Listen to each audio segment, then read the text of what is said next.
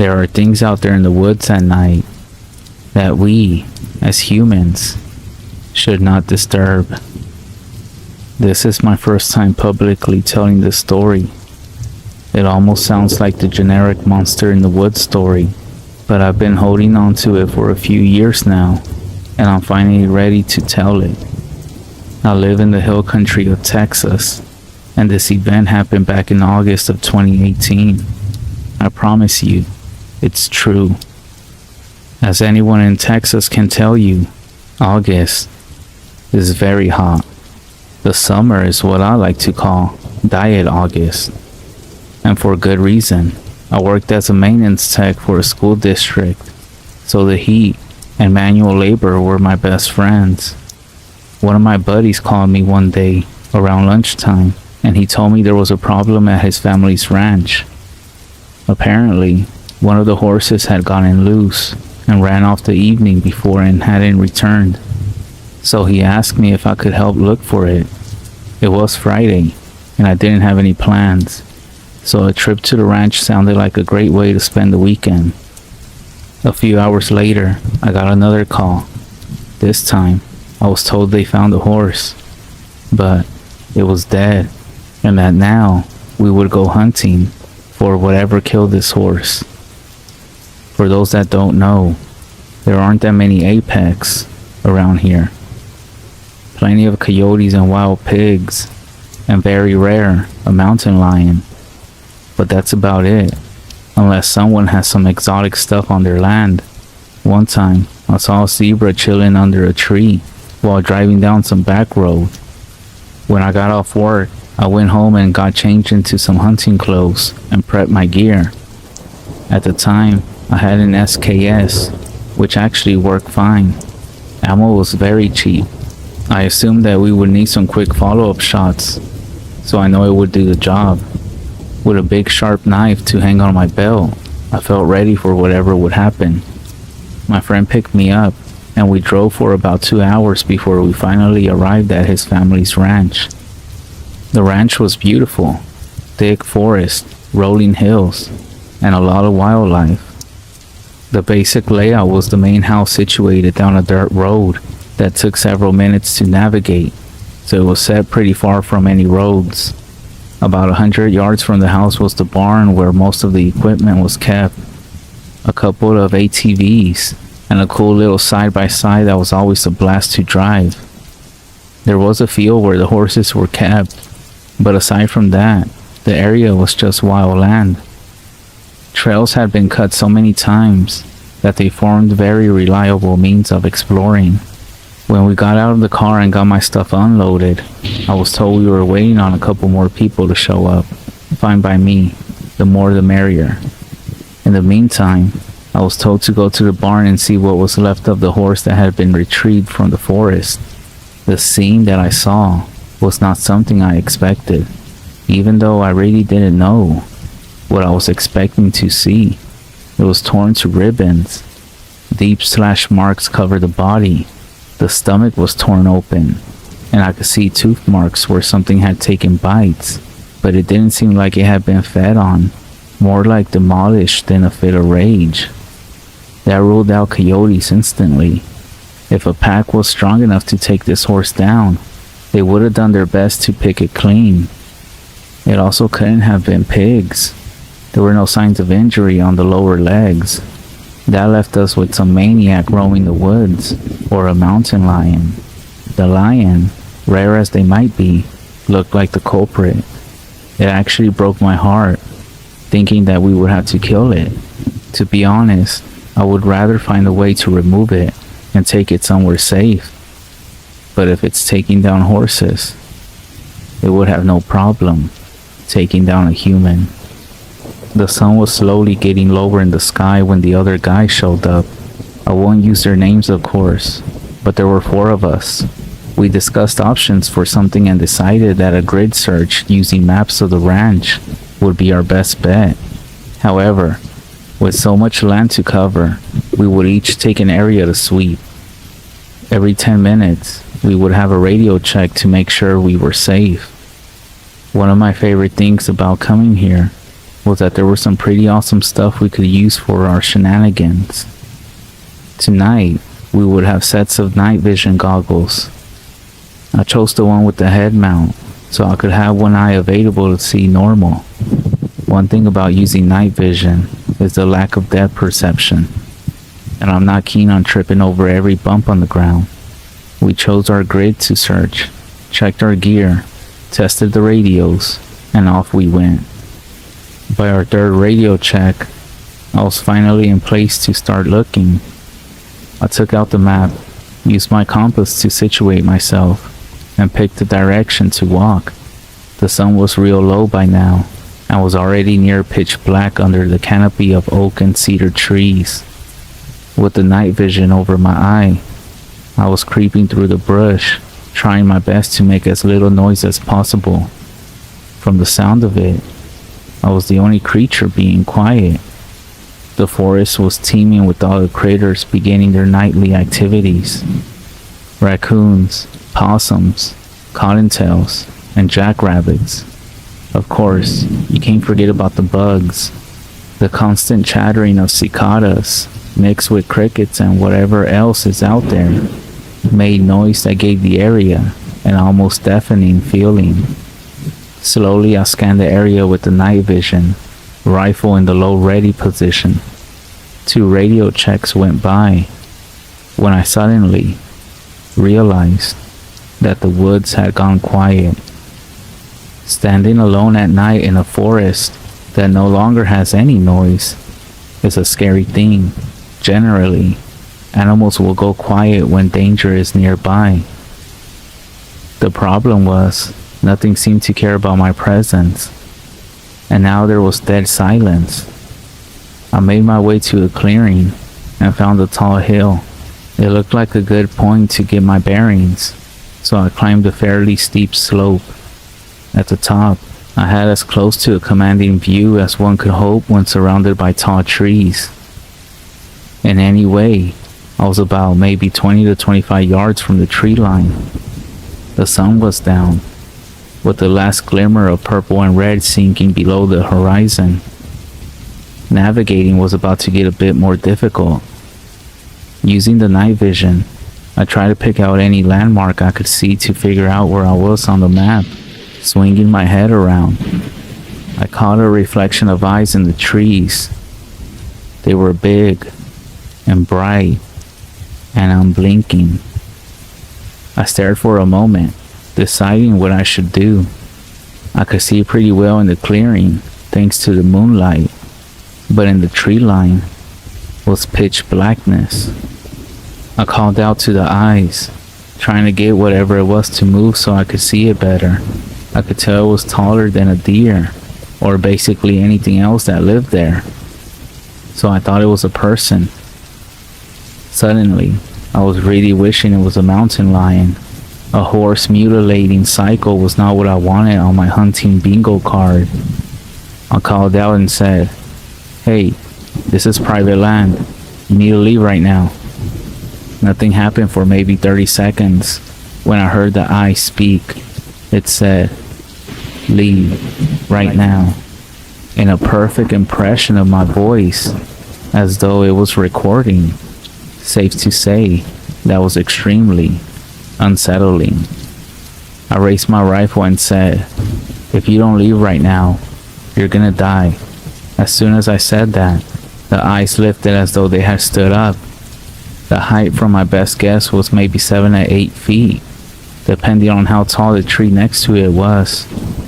Then it moved, stepping out of the darkness and into view of my night vision.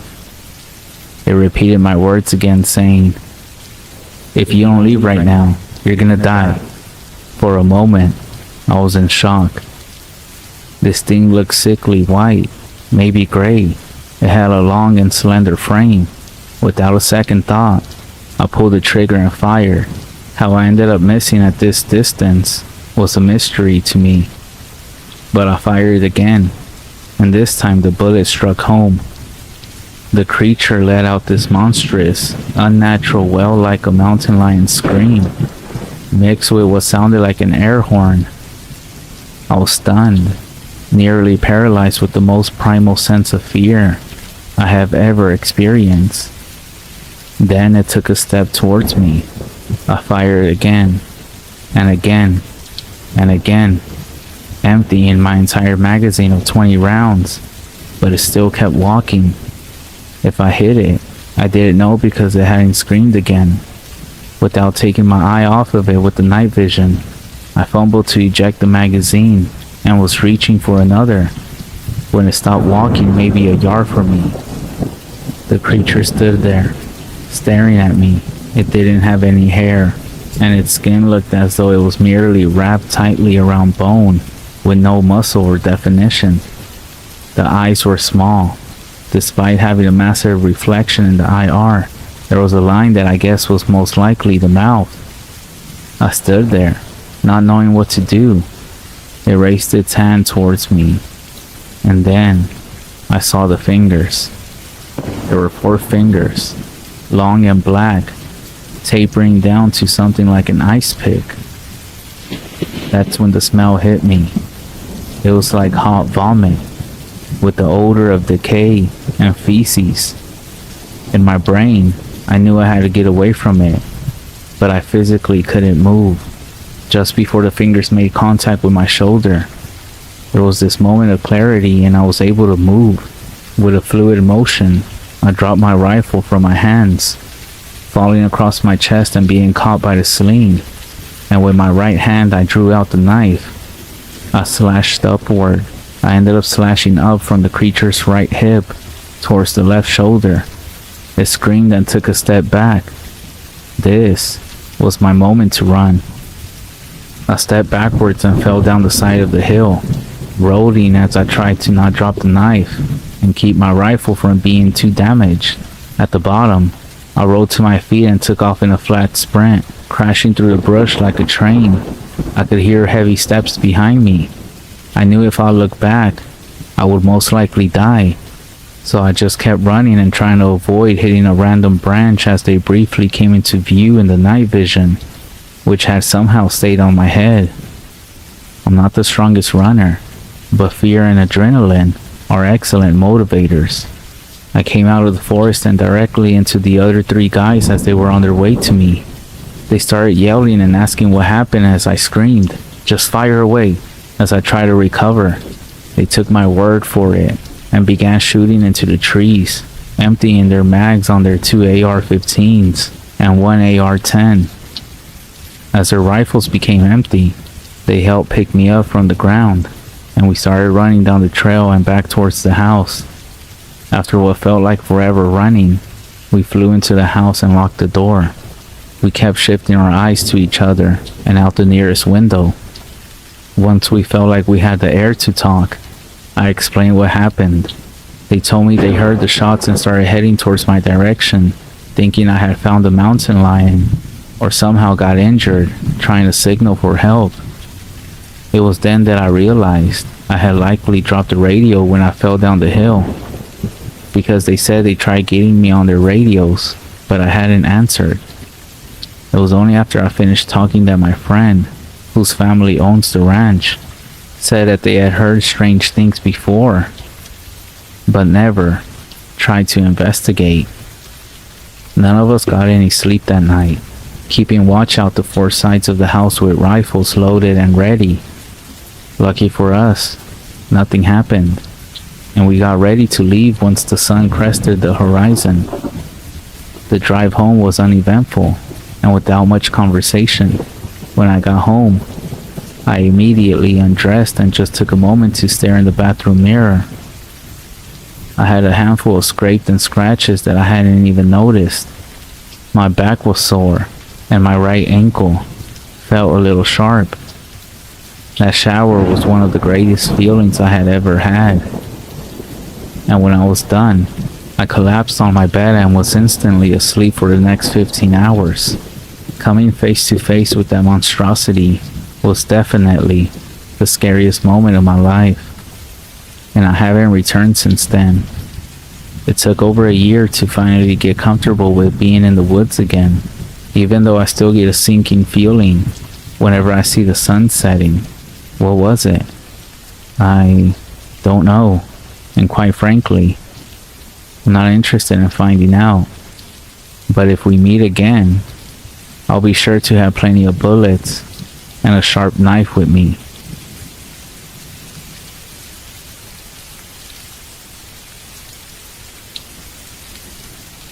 We had a tradition of going to see my grandfather every summer and spend some time at his cabin. The cabin by a lake, and older than he is. The cabin is a load of fun for a child spending their carefree summer. The one thing I disliked about the cabin was there was no indoor washroom. A shower was set up outside. An outhouse a few steps off into the woods was the worst thing about the cabin. I hated using that thing. Bugs always took over the inside, and I had a fear of something reaching up to grab me if I sat down. We begged my grandfather to get indoor plumbing. He only got a tub hooked up, but his water heater can only handle so much, so we were banned from using it in the summer. The place was just barely held together. It would be cheaper to buy a new cabin than to renovate it, but we still went every year, always forgetting the negatives, until we finally arrived. Even my father complained about the outhouse, and he never really complained about anything. My grandfather also had a rack of hunting rifles and one shotgun. He told all of us to never touch them, and to respect the weapons. He left the cabinet they were inside locked, his guns unloaded, and the ammo hidden somewhere in the cabin. He took no chances with the guns around a bunch of kids. He always said he would whoop some ass if he ever saw us touching them, and told us it was because he loved us and didn't want an accident to happen. I asked why he kept the guns. I didn't see him using them very often aside from shooting a deer or two. I would see him go off into the woods while we swam with a rifle on his shoulder, but he normally never came back with some animal he shot. I don't think he would kill something to waste, leaving it behind. Or did I think he was a bad shot? He may walk slowly, but his eyesight was better than ours. He always knew what might be going on. One time, my cousin found a cigarette someone dropped near the corner store, where we sometimes got ice cream snacks. He kept it hidden for a day. When he thought that the coast was clear, he used one of the lighters for the fire pit. He didn't even take a drag before our grandfather came out yelling at him, scaring us all to death. With 3 kids crying, begging him not to tell our parents, he gave us mercy. As long as we cleaned the boat we've been putting off all weekend. Overall, my grandfather was a scary man. One night, after telling each other ghost stories to freak each other out, the worst thing happened. When everyone else was dead asleep, I needed to use the restroom. I hated going out at night. It might be only a few steps, and yet it felt like a mile walk. Things croaked off in the woods, which were perfectly normal noises for a forest. When you're a kid, full of ghost stories and listening to these things, those noises turned into killers and ghosts waiting to scoop you up. I went through the cabin to the back door, knowing that I couldn't hold it until morning. There was a flashlight by the door. I turned it on only to have it flicker off. It was the kid's job to make sure the flashlight had new batteries. Sometimes we switched them to out the good ones in the shared Game Boy for a few more hours of playtime. It finally came back to bite us. However, since the full moon was out, I had taken the path 100 times before, so I went on without the flashlight. I feared what my grandfather would do if I woke him up trying to find new batteries. Slipping on my shoes, I went off in the backyard and down the short path to use the washroom.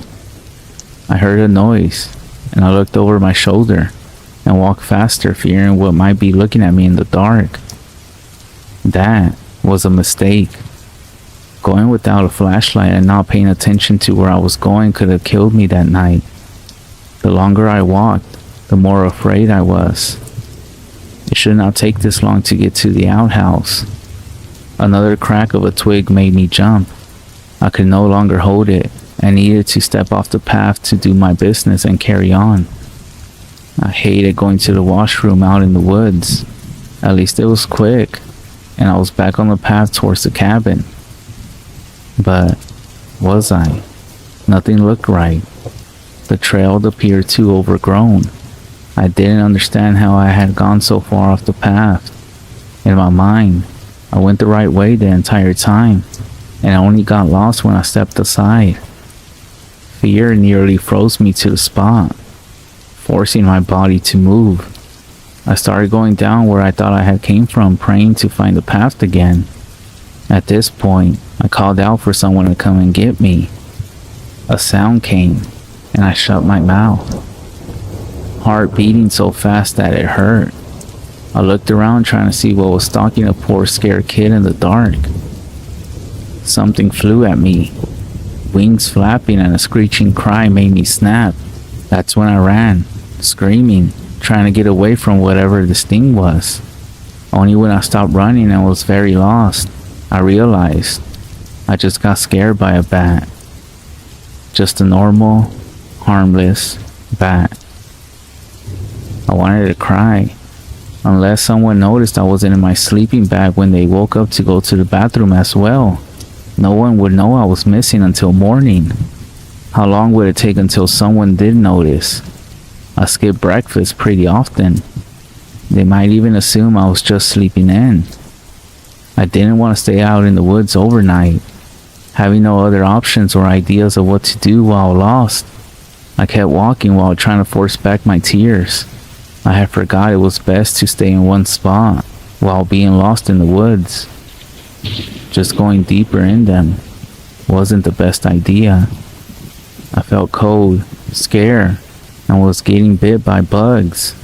My heart almost broke over the idea of being out there forever, starving to death, and no one ever knowing what happened. Thinking back to the books I needed to read in school, I wonder if I could live out in the woods until they found me. If I find clean water and could figure out how to make a fire, I might be able to. The issue being, I never actually started a fire without a lighter. I tried with sticks, but it always took too long, and we always gave up. Me and my cousins loved burning things and were impatient. There was always a lighter to use. I wanted to try and find the cabin until the sun rose. If I still was in the woods by tomorrow night, I would buckle down to figure out how to make fire. Wait, wouldn't someone smell the smoke and find me sooner? Or would I burn the entire forest down? Getting motivated, I started to look for a clearing that I could use for a fire pit. It took a while, but I found a spot where the ground looked to be mostly dirt. It took longer to find a stone I could use to start digging out a hole in the dirt for my fire pit. My hands cold and the rock cut into my fingers a few times. Then I needed to find the right sticks to get the fire started. And then finally, get enough wood to keep it going if I did get one started. I didn't go out of sight of the clearing as I collected what I needed. Exhausted by the time I thought I was ready, my pit was filled with dry leaves and small sticks. I sat down ready to try to get a fire started. I used 2 sticks I peeled the bark off at first. My hands became raw from rubbing them together.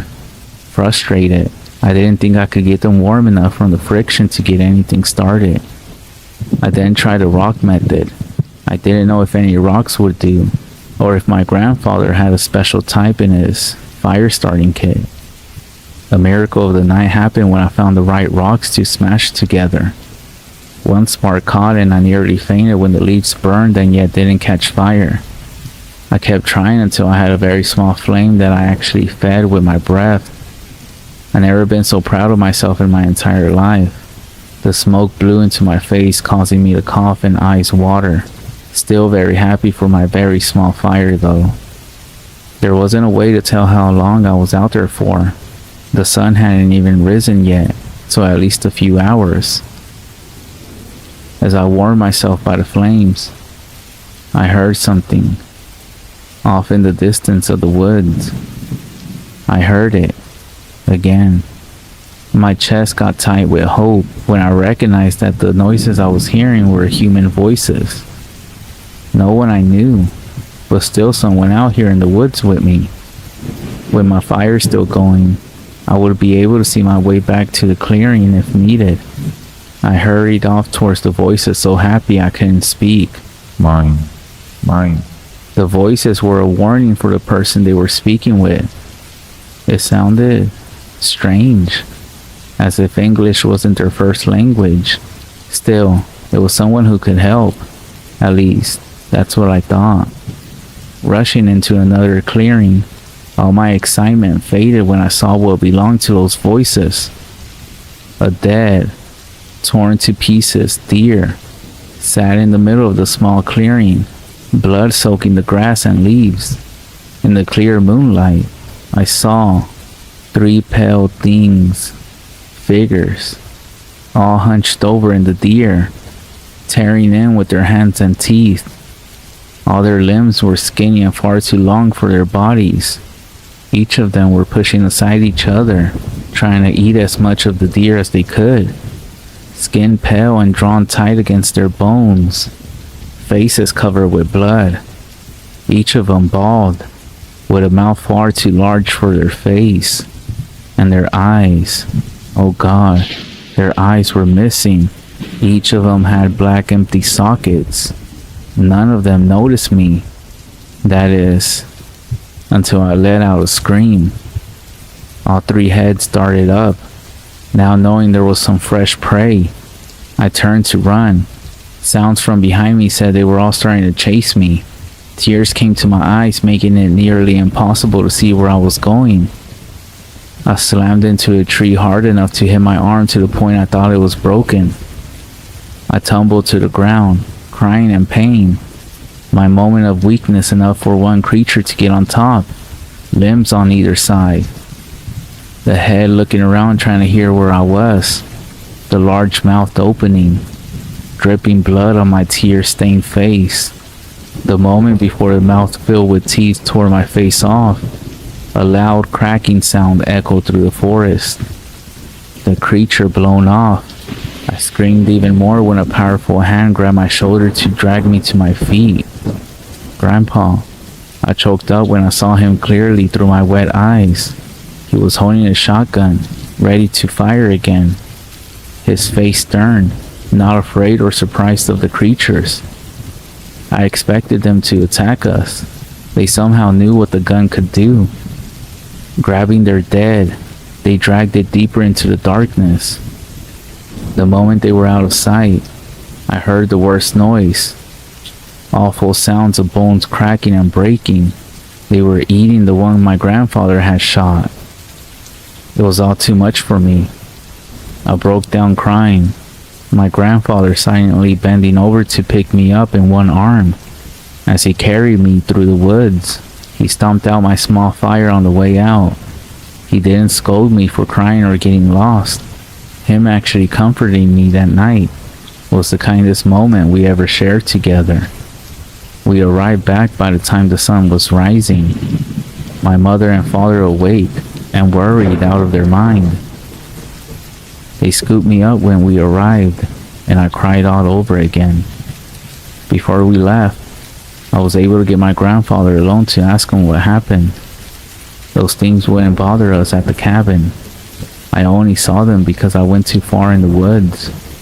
Apparently, he had a deal with them, that they were not to touch any humans as long as he fed them, and he also wasn't sure how many of them lived in the woods, or even what they were. He also said that he fully understood if I didn't want to come back to the cabin next year.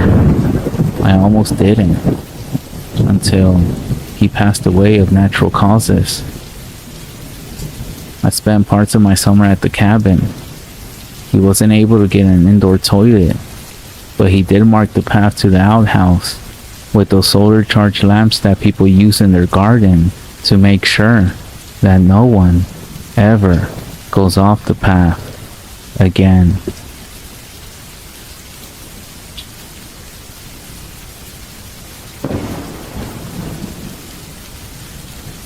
The one and only time I went hunting was with my father when I was 11. My mom didn't work, so it was up to him to provide for us. My entire life he worked more than he was at home.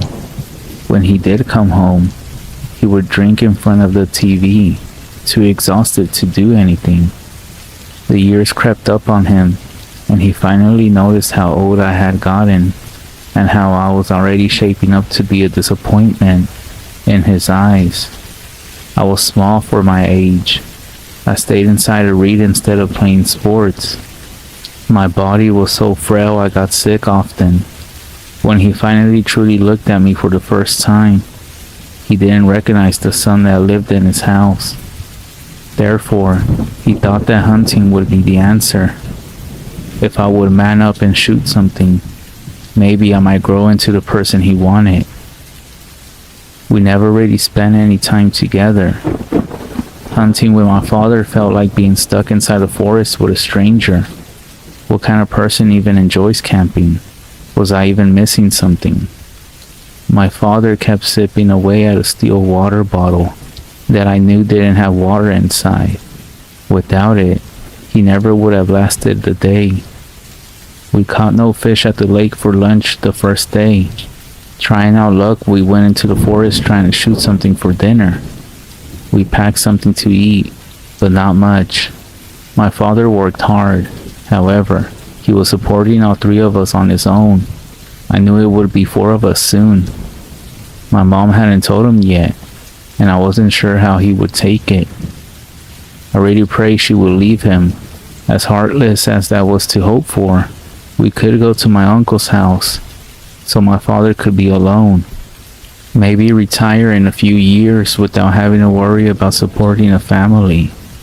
Even as a child, I could see how much his job broke his body, a little more every day. In my mind, my mother didn't have any kind of feelings for this stranger. Instead of going outside playing with neighborhood friends, I worried about my family's future. In the woods, hunkered down, my father waited for something to come into his sight. For the first time, he made the attempt to talk with me and teach me things. After a while, when he thought I could be trusted, he placed the rifle into my hands and let me get into position. It was far too big for my short arms and little hands. I was scared that if I shot it, the recoil would break my shoulder. I didn't know the first thing about guns. In the movies I had seen, they always had a powerful recoil. Line it up, our dinner is over there, my father whispered in my ear. A rabbit came into a clearing. He spotted it first, looking through the sight. I went through everything I had just learned. I only needed to pull the trigger. Such a simple little thing. My father would teach me more things patiently and be proud of me. The first hunting trip with his son would become a cherished memory. But it didn't go like that. I froze up. I just couldn't shoot the rabbit. Aside from not wanting to kill another living creature, I felt like if I shot it, I would be living a lie. My father would try his best to act like the person he should be, teaching me how to skin the rabbit and how to cook it. But he would not actually care about me. He never did. This trip would never turn into a family relationship he wanted. The small rabbit jumped off and out of sight to become a meal for something else.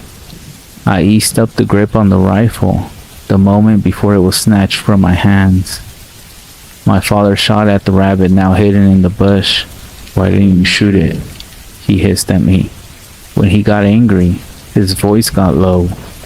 He was never the type to yell and scream. I wonder if he did shout at me, I might be less scared of him. Whenever I had a nightmare, it was always the same. My father sitting in the living room in the dark, staring at the TV. I stood in the doorway looking at him, just waiting. The waiting crept dread into my bones. I hated the wait. I wish he would just finally scream at me. I couldn't stand his silent rage any longer. "Go back to camp. You're useless." Those words should have done nothing to me. After all, this man wasn't my father. Not really. He was a stranger. And yet, I felt my face full of shame. But I still didn't regret not shooting the rabbit. I went back to the camp trying to make myself useful. I collected firewood. I cleaned up and did anything else that I thought would make my father happy. I heard the sound of a truck. We parked pretty close by, and my stomach sank at the thought of him just leaving me here. But our gear cost a lot of money. He will leave his son in the woods, but not things he worked hard for. For hours I was alone in the tent. I brought a book along. I nearly finished it by the time my father returned. He smelled drunk and like fast food. I knew he had gone into town for supper and a few drinks alone. I only ate a hot dog and a handful of marshmallows. The arrangement was fine by me. The rest of the night he spent by the fire, just drinking. The scene identical to how he spent time at home, just looking forward yet not taking anything in. He stayed outside even after night fell. I went back into our tent trying to sleep, finding it impossible. I thought about how things would change when my new sibling came, if they ever made it to that point. I feared that my father would try to make sure that he didn't have another mouth to feed. I wanted nothing more to get away from that man, even though in a way, he had never done anything to me. The nothing made me feel as if something was coming. At some point I fell asleep, but some rustling outside woke me up. In my drowsy state I sat up hearing my father's voice outside. "Take him, please. Not me." He was crying. The man that I didn't know a thing about was crying. His voice was very faint, as if far away, more begging and pleading until I heard something that made me scramble into the corner of the tent. He finally broke the silence, and the noise I always dreaded came. He screamed, and just kept screaming as if his life depended on it. Clutching my knees to my chest, tears came to my eyes as I could do nothing but listen. Cracks from the rifle came. Whatever he was firing at, he missed, or it didn't care. The entire exchange only took a few minutes that felt like years. Finally, his voice drifted away, as if he was being dragged at a fast pace. At first, I wanted to stay inside the tent until morning. I cried hard until my throat felt raw and my eyes hurt. When my crying spell stopped, I decided to see if he dropped the rifle. I would need a weapon until I could leave when dawn came. I unzipped the tent only enough to peek outside. The dying fire did not give enough light to see by. I needed to go outside. Finding a flashlight, I carefully got out, hyper aware of every sound around me. Scanning the ground, I saw the hot dogs were still where I left them. If my father was attacked by a wild animal, why didn't they take these as well? Did the smell attract something, and decided a full-grown man would be a better meal? I saw no sign of the rifle, only tracks in the dirt where my father made his last stand.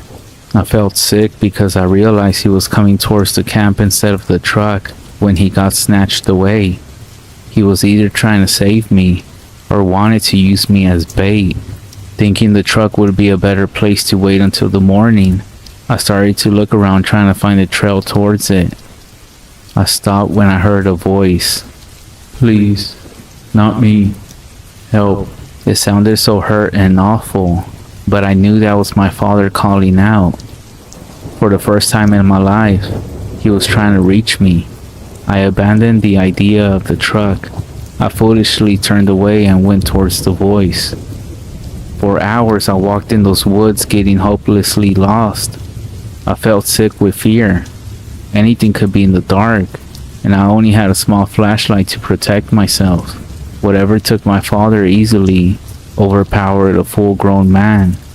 I didn't have a choice if it came across me. I would let my emotions take over and it might get me killed. Then again, I was only a child back then, so I shouldn't be too hard on myself. "Please, please." The voice came from close by, very low and raspy, but still my father's voice. I had been walking for hours at that point. My small body wasn't meant to move this much in the cold, wet darkness. I knew a fever already coming and wasn't thinking clearly as I walked towards the voice. I didn't even consider it may be someone else aside from who I wanted to find. Coming into a clearing, I started to look around with my flashlight. The small beam of light landed on something that made me choke on air. Someone killed a deer, skinned it, and hung it from a tree. In the darkness, that's what it looked like. I knew what a skinned deer looked like. It's what my mind wanted to see. The kill was so fresh, blood still dripped down onto the grass. I couldn't stop myself from starting to take a shorter and shorter breath when a whisper of a thought came to my mind that the body wasn't a deer. That's not him, I said out loud, only to myself. That's not him. It's a deer. It's a small deformed deer with small legs. Unable to stop myself, I suddenly hunched over and threw up my meal from hours before, mostly bile that stung my throat. Seeing such a sight in the dark made me completely snap. Instead of screaming, I started to laugh, on my knees alone, lost and scared beyond words. Weak chuckles at first, that turned into a cackling, that soon turned into heavy sobs that locked up my chest. It's not him. I was sobbing, holding myself, not being able to look at the body in front of me. After getting another few glances between tears, I saw how different the legs were compared to what deer legs should look like. I only held on to some hope it wasn't my father skinned and hanging from a tree, because I had just heard him a few minutes before entering the clearing. The kill was new, but skinning took a while, even if you knew what you were doing. In the next few moments, I saw why my hope was unfounded. I forced myself to stop crying when I saw a pale face in the dark on the other end of the clearing. The face looked at me through the trees, just beyond the skinned body. I opened my mouth to ask for help, but nothing came out aside from a croak. To my horror, the face came out of the trees with the rest of its terrible body. I didn't understand what I was seeing, even though the pale creature stood out in the darkness. I wanted to believe I was still in my tent dreaming this entire thing. The monster was a thing of nightmares. It was skinny, so much so I could see every bone in its body. It had arms so long they walked on its elbows, the rest of its arms folding backwards, sticking up above its head. The same was for its legs. It crawled on its knees, legs pointed up towards the sky. The pale thing saw me. Inhuman sunken eyes on a flat human-shaped face. Standing up, I thought I could run. It was still a few feet away, and judging from how deformed its body was, I doubt it could move very fast. I only got to take a single step back when it raised an arm. The rest of its arm snapped ahead, easily covering the distance of the clearing. I assumed it couldn't reach more with its entire arm because it was bent back, but I was mistaken. Twisted fingers grabbed the front of my shirt. I was dragged, too in shock to do anything. Raising me up, I met those horrible black eyes. The smell of rotting breath nearly made me pass out. I was so small and frail I could do nothing to fight against this monster. Most likely my father was dead. It would skin me and eat me, and I couldn't do a damn thing about it. The whole situation was so bleak. I surprised myself over what I did next. I started to laugh again. The monster's features twisted in confusion. I still laughed until tears came back to my eyes. And that thing, whatever it was, copied me. It laughed my own voice back towards me, and we both ended up laughing until I physically couldn't any longer. I wish I had an explanation of how I escaped from that creature. I was told later that I had been found on a hiking trail a week later, nearly starved to death. Even after my body recovered, my mind didn't. Everyone assumed I had killed my father in those woods, and the event just broke me. I wish I could believe that, and that the creature I had seen wasn't real. I don't remember the 2 years after I had been found. I ate and slept, not doing much else. One day, I weakly laughed at a joke I overheard. When the doctors found out I would react to any kind of comedy, they were able to get me to laugh myself back to a new normal. I remember seeing that monster in the woods. Then, I was with my mother and a new little sister. No memories in between. I haven't yet told her about that creature. They found some rope with my father's blood on it. However, they didn't know where his body was, or even how I got up into the tree to tie up that rope to start with. The case was still open, and would be for the rest of my life. I do still want to give a warning to everybody about that thing in the woods. I'm sure it's still out there waiting. I don't know why it let me go. Maybe it was thankful I had given it the perfect voice to draw in others towards it. So if you ever go into the woods and you hear a child laughing, don't go towards it. That's actually the time to leave before it's too late.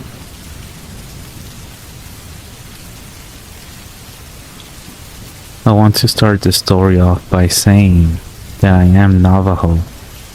I live in Utah, and growing up, my family never mentioned skinwalkers or witches to me, so I know nothing about them.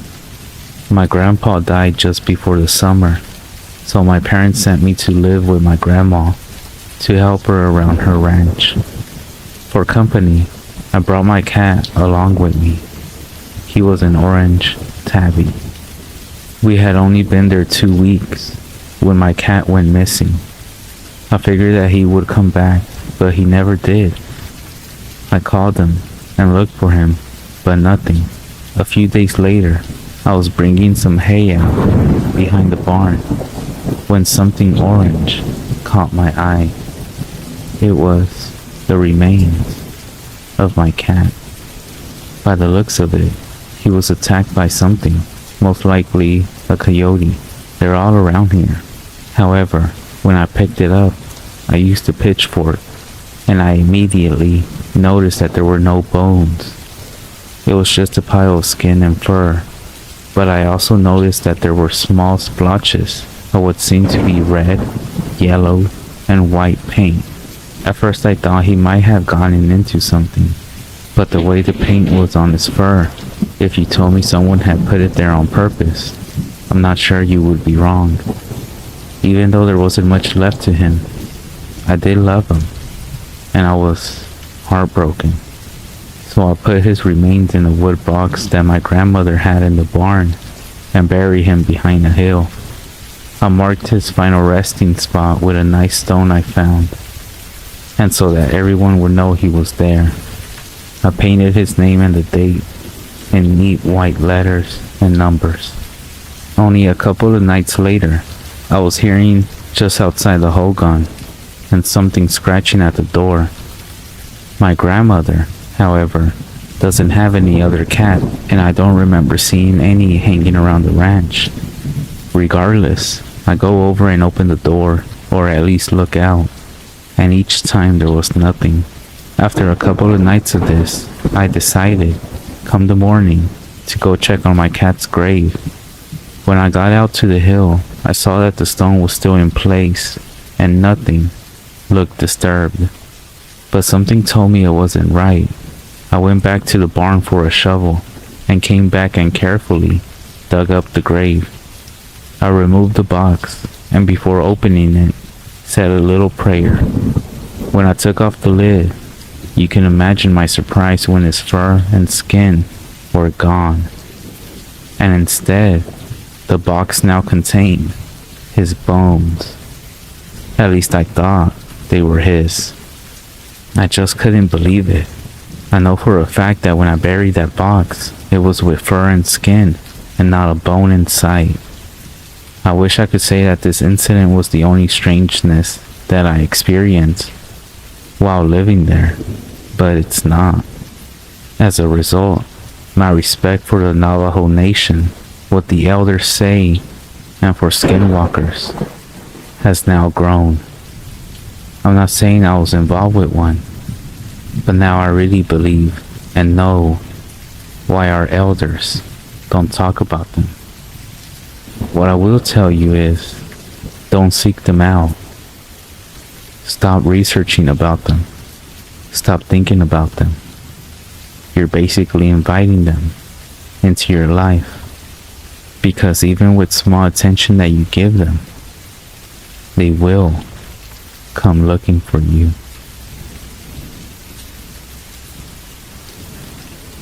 When we first moved into my grandpa's old cabin, I had a few obvious reasons to be afraid. First of all, I was 12 years old. Second, we moved in because our old house had burned down while we were away on vacation. And finally, my grandpa was a sick, old man. Not in the sense that he had some sort of illness. Well, I suppose he did. But that illness is what ended up killing him, giving us that forsaken cabin. But in the sense that he was batshit insane. When I was younger, my grandfather would tell me horrible stories about the cabin he lived in and the woods around it. He would tell me stories of the natives who lived in the forest, something about them being cursed by God for worshiping false gods, being turned into the trees themselves, if you look closely while not looking at all. My sadistic grandpa would say that you can still see the trees move, and if you listen carefully, you could even hear them singing their worship for their false gods. I, of course, assumed he was just crazy and was trying to scare me from wandering off in the woods, and possibly also to motivate me to go to church. But still, since I was 8 freaking years old and all, I would sometimes see a branch twitch in the wind, or hear the faint noise of a distant animal, and I would worry it was one of the natives that my grandpa would go crazy over. But of course, the stories didn't finish there.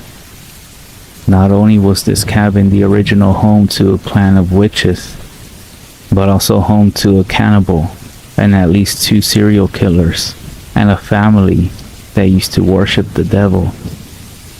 To make the whole illusion complete, my grandpa made up a story how he won the cabin in a game of Russian roulette against one of the previous owners. All of these stories never truly scared me. They terrified me when I thought about one of them too much, but I was actually never fearful of the stories being true. Well, except for one story that my grandfather told me. He said before the cabin was built that the natives used the area for human sacrifices, offering up human flesh and blood not only for their gods, but for creatures they believed that dwelled in the woods. These creatures, my grandfather would say, were known by many names in all kinds of folklore. Wendigos, the Jersey Devil, demons, White Walkers, Skinwalkers, the Goat Man. But my grandpa would always call them Machar de Poule. It's French for Skinwalker.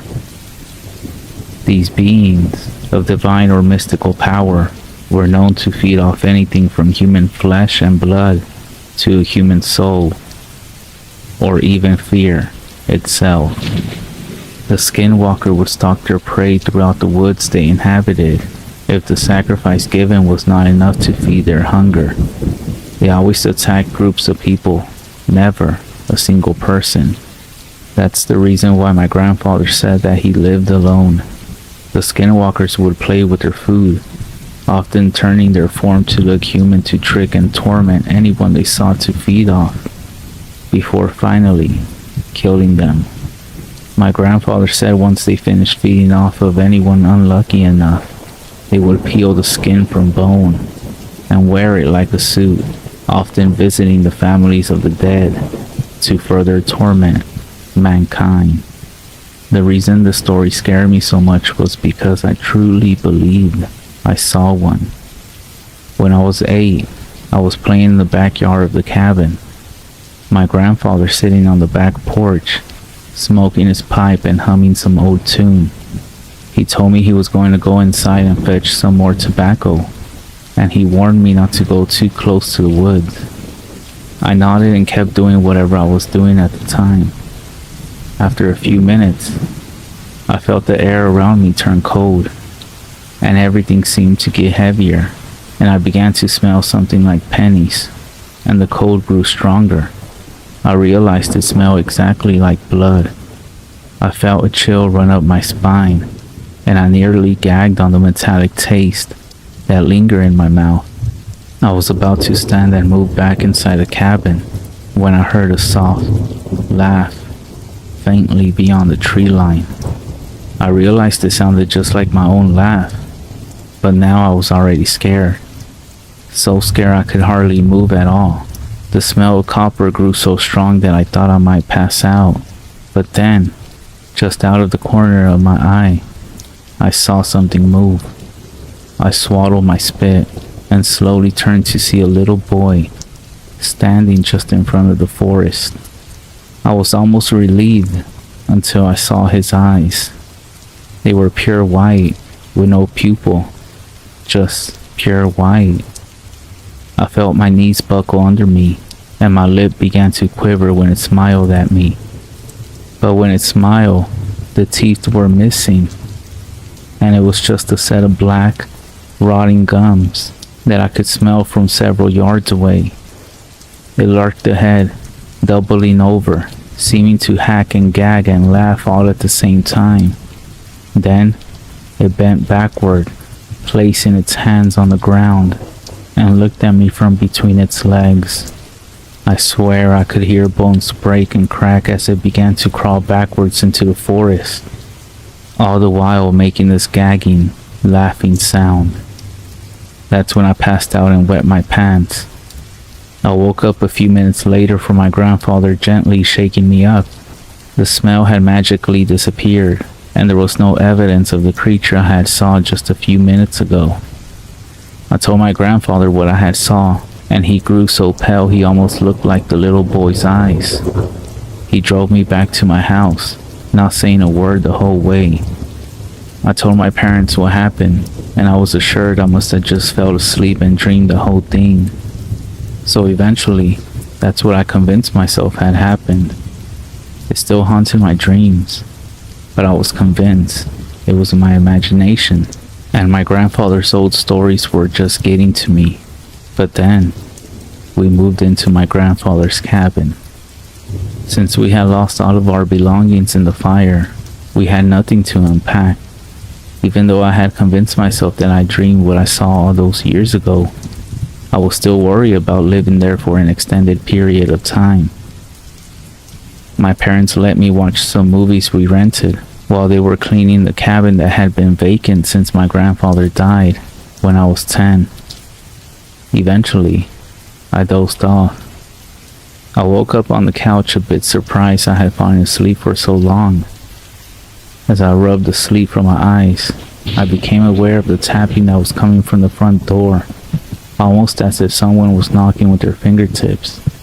Even though I had no real idea what it was, I got up to check on it. Then, I smelled it again, that heavy, thick, bloody smell that had lingered in the back of my mind for 4 years. It got so cold so fast I could see my own breath. I felt my heart thumping in my chest, and that same shiver run up my spine. I was so scared in that moment I thought I was going to break down and start crying. Then the tapping stopped. Then the smell grew worse. Beyond the front door I heard something gag and cough and laugh at the same time. My knees buckled and my lip quivered just like they did the first time. I became vaguely aware that I was slowly backing away from the door when I tripped and fell back onto the couch. Then I passed out again. Again, like the first time, I woke up from a hand gently shaking me away. I woke up and realized it was my dad looking down at me. It looked like he was out of breath, but I was so relieved he was there, and that the tapping on the door was all a dream. I then smiled at him, and he tried to do the same, but he only managed to get one side of his lips curled up. I was about to ask what was wrong when he scooped me up in his arms and told me in a hoarse voice that he was carrying me to my bed. His arms were so cold they felt like metal, but I didn't care, and I was already falling asleep again. He brought me to my room and laid me down in bed. His eyes were already closed and my mind was about to drift off. He leaned down and I felt his cold breath on my ear as my mind shut down, and he pulled away, and just before I fell back into sweet sleep, I heard my dad begin to cough. A few hours passed and I woke up again. I grew scared when I remembered the tapping on the door, but soon felt better when I remembered that it must have been a dream, and was thankful my dad woke me up to carry me to my room. I sat up in bed, still just a bit scared. I looked around my room, realizing that this was the first time I actually seen it since I had fallen asleep on the couch, before I even had a chance to check out my new room. It was almost pitch black, so I could hardly see anything. I gazed over to the wall and saw a mirror. It was hard to see, but I could make out my face and my upper body. I smiled at myself and saw my reflection smile back at me. Satisfied, I went back to sleep. In the morning, my dad again gently shook me awake. He said good morning and asked what I wanted for breakfast. I told him what I wanted and then thanked him for carrying me to the bed the night before. He looked at me, confused, and told me that he didn't, but I wasn't listening anymore, because when I looked at the wall, just as I had looked at it last night, I realized there wasn't a mirror in my room, only a window.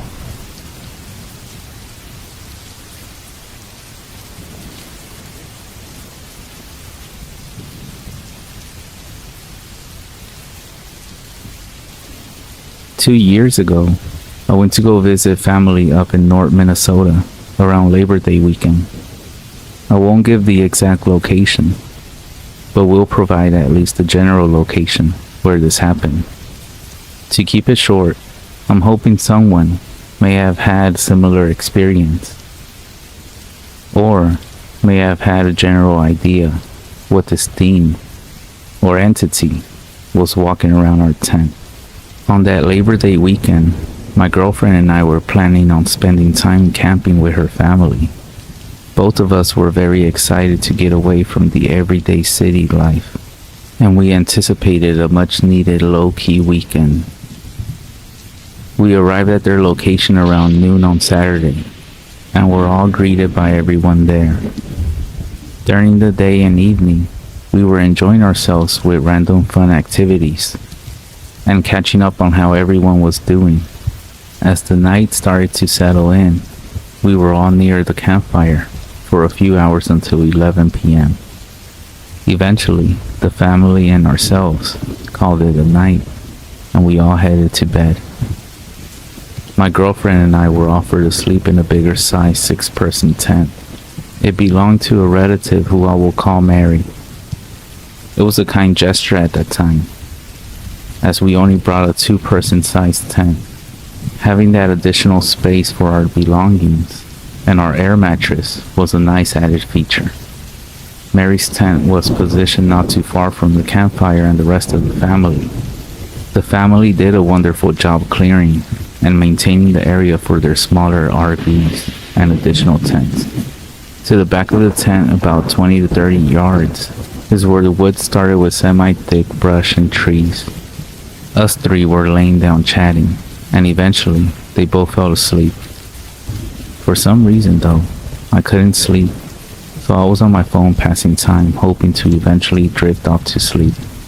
This is when I heard a faint noise in the woods about 40 yards back. I dismissed it right away, as deer are known in this area. and I continued to space off on my phone looking at random things. About 10 to 20 minutes later, I heard something get closer to our tent.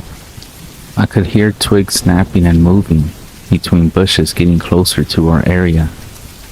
This started to get my attention, as I could start physically feeling a faint shake in the ground as this thing was wandering around. Moments later, this thing was about 10 yards away from our area, walking, running back and forth. Whatever this thing was, with each step it took, I could physically feel the vibration from the ground. This thing was big, and the best way to describe this feeling is if you went to a live rock concert and you felt the kick drum hit your body. At this point, I was a bit terrified, as I was trying to follow the footsteps, walking or running at the back and the side of the tent. This thing got at least 5 yards near our area, and then suddenly it stopped where Mary was sleeping at, near her tent. The hairs on the back of my neck stood up, scared of what this thing was going to do next. I shit you not, a few seconds later, Mary shot up from being dead asleep. She gasped for air and was calling our names to wake us up. You could hear her voice. She was terrified. This thing hightailed off back into the woods. Both of us were very startled at this point. The woods had become dead silent, and eventually, we got enough courage to look outside. We saw and heard nothing, and about 30 minutes later, we ran to the shop to grab a shotgun. Another anomaly during this whole thing, while we were alert and awake, Mary mentioned during this time I was awake that she was having a dream. She mentioned these things were tormenting her, saying they wanted her soul and to give it to them.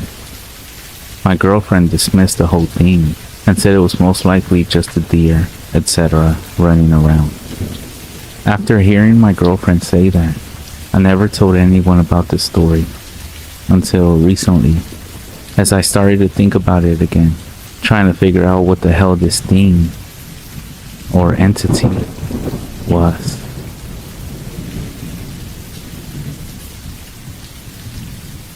I am Navajo. We had an incident with an unwelcome visitor in our home. Here's what happened. My cousin is sleeping over.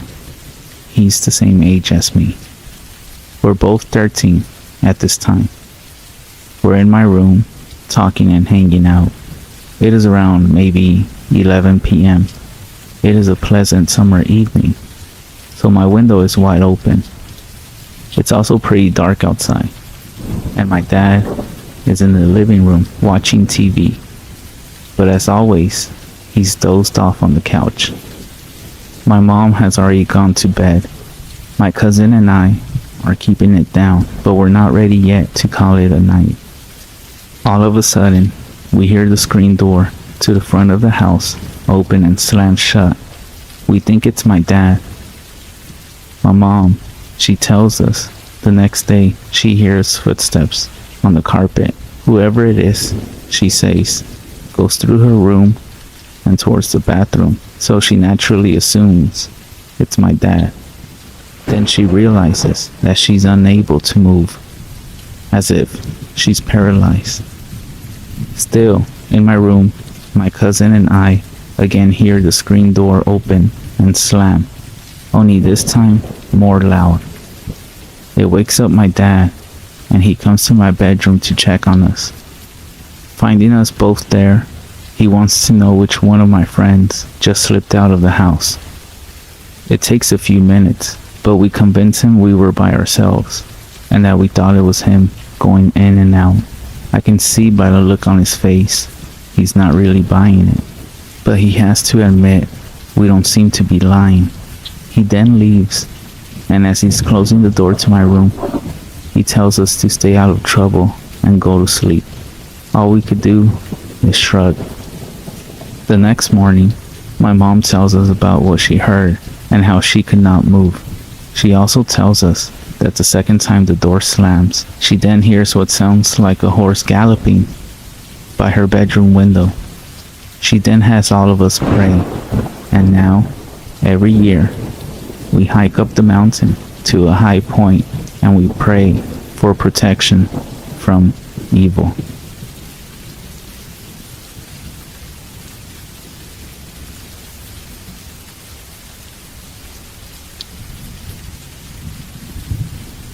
This event happened just south of Polaca, Arizona, within the Navajo reservation. A pair of skinwalkers, they say an old couple that lived deep back in the reservation, were seen lurking around this small cattle ranch. 2 heifers had disappeared recently, one of which was discovered down by the creek and mutilated. The man who owned the ranch, his 2 sons, and his brother armed themselves and went out to try to run them off.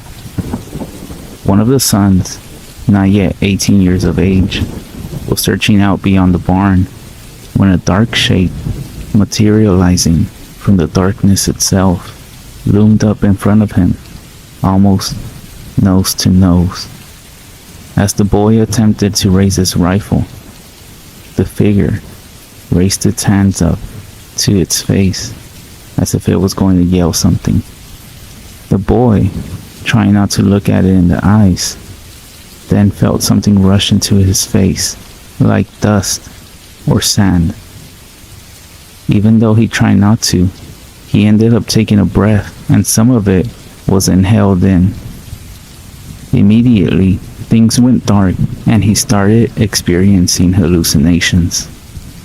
The others found him only minutes later, on his knees, holding the sides of his head, and his eyes rolled back. He fell to the ground and went into some sort of trance. His body limp, and he became unresponsive.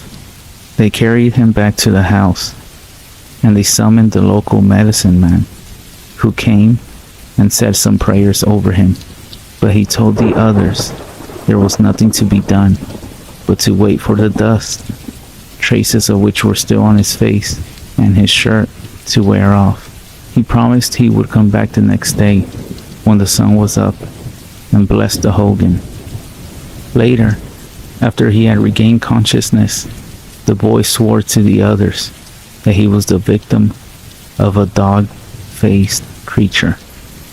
He described it as not quite as tall as he is, thin and scraggly, with patches of mangy and dark hair, a canine snout only shorter than a dog's, and with the smell of rotten eggs or worse. He said he doesn't recall anything more before passing out, other than not being able to breathe and having no control over his own body.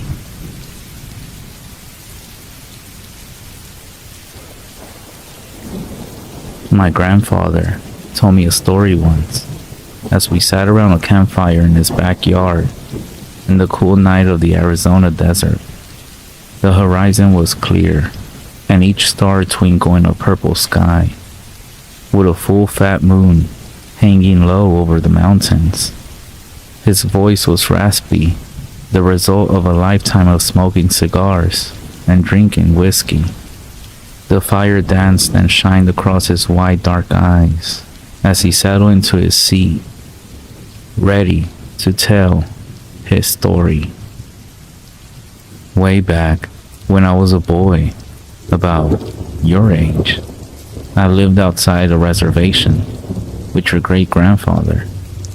He had returned from the war and set about raising horses and cattle on a 100-acre ranch settled between a brambly mountainside with good dirt for growing thorn brush and not much else. One night, my mother was sick, and Pa and I took a trip into town, about 50 miles away, straight through a dry desert, over a washed-out creek and some old abandoned farmsteads. Pa and I were driving in an old Ford pickup truck. I remember it was dark out, inky, and thick, with only the lights of our old truck lighting up the road. I remember it so much. The engine began to sputter, and the truck slowed to a jerky stop. "Damn it," Pa said, guiding the Ford to the side of the road. As it coasted to a stop, my pa said, "Stay here, son," and he stepped out into the darkness, shutting the door with a heavy thud. My window was down, and the cool desert air was breezy and felt good on my hot face and neck. Pa was getting water from the back to cool down the engine, and that's when I smelled it. Rotten eggs. Strange, I thought, to smell sulfur in the desert. My nose also picked up the smell of one of those dead, bloated cattle that would drop from the heat and lay there until the crows pecked enough holes in their hide to cause the whole thing to explode. It stunk, and I gagged. My skin started to tingle too. The back of my neck felt itchy, and my face started to get very hot. The wind stopped blowing, with the stink filling the cab. "Pa," I called out. No answer. My heart started beating, and I felt such a fear in me, in my bones, in my chest. I tell you, I never felt fear like this. Not until Vietnam. Not until I saw men dying around me. I locked the door and reached over for my pa's door and saw a shadow bound across the road through both dim beams of light across the partly open hood. Grandfather paused telling the story. He spit a fat piece of tobacco to his side, and he looked very pensive into the darkness. I realized I was holding my breath and gasped for air. The night was breezy, but I was sweating and clammy. "What about your father? What did you see?" My grandfather, continuing the story, sighed. "A creature." He shook his head. "You have to understand, there were legends. Old legends. Much older than what's out there in the valley. Older still than Crazy Horse and Sitting Bull, than the old chiefs and their shamans, the Apache and Hopi and Cherokee, and all them old tribes and First Peoples. They told tales. They told stories about dark magic. Something about a deal made with the old spirits of blood sacrifice to gain power, old power, enough to fight each other and the Spaniards, and later the white man that came for their land and women. They called them." He paused.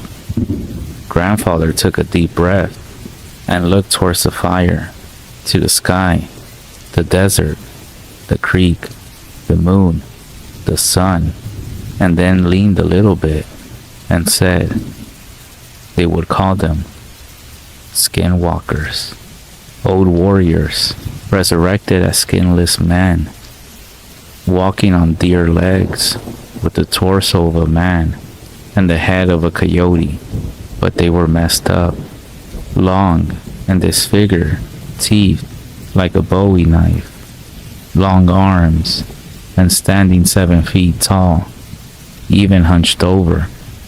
They would gut the old cowboys and white riders. They'll run through the bullets, part the Spanish armor like it was a potato sack. And boy, could they change their voice to match a person you knew or might know. And that's what I saw. Big and fast. Only for a second, it ran across the road, gray and molted, muscle flexing under its legs, clumping on the road, stringy muscle hunched shoulders. And it turned, looked right into the cab, and looked at me, right into my eyes. And I swear, it grinned at me. I sank into my seat. In fear, shaking, I knew my death was coming. I smelled ozone and brimstone. The air felt like right before the lightning comes. and blows a tree to smithereens, charged and full with power. I yelled for Pa, but no words came out, just a dry squeak. I started to shake as my grandfather told his story. He was still here, so I knew he lived. But the supernatural always fascinated me, and even now, I felt the force of his words. The real power of skinwalkers was trickery. Sure, they could change their voices, but also their skin. That's why the gods took their hide, so they could take others. Not for long, the legend says, maybe an hour, before the soul of the skin that they were wearing would come looking for their mortal shell before going to whatever hell awaited them. Even though I think that getting skinned alive was hell enough. A minute passed in what felt like a lifetime. 1 second in 1,000 years. My father's door opened, and I jerked my head to the left, putting up my hands to fend off an attack. "Son, it's me," my father said. Before climbing into the cab, he got the steering wheel and pulled himself in an awkward way, jerking himself into the seat. I cringed into the corner. I looked at him. I looked hard. Your great-grandfather was a good man. Treated me and my mom right. He fought the Nazis and saw the worst of man in Poland when he freed all those camps. And now, I was taking his measure. Is this my father? Do I make a run? Or do I die? Is it him or not? Let's go get that medicine for your mom, as he pulled the truck into gear and pulled it out into the road. And our trip resumed. I guess it was him after all. But how did you know? Was it because he said something about your mom? I knew, because out the window, out the corner of my eye, I saw that same beast running 50 miles an hour right next to our car, looking at me with those yellow eyes and grinning mouth. I looked and saw it, hunched and angry, running next to us. My pa kept his eyes on the road, looking straight ahead. "Son," he said, "don't look at it." That's how I knew it was my dad. He knew what to do, and he kept telling me to just keep looking straight ahead and to not look at whatever was around us, running. He then told me that by acknowledging its presence, you give it power. That's where my grandfather finished the story. I kept staring at him, but by this time, he was just looking straight ahead, looking around me, and said we should go inside. As we went inside the house, he then told me to not ever mention skinwalkers. He also said that speaking their name out loud or mentioning them at all, even in text, even in stories, even if someone else is telling you a story, is supposed to make them aware of your existence.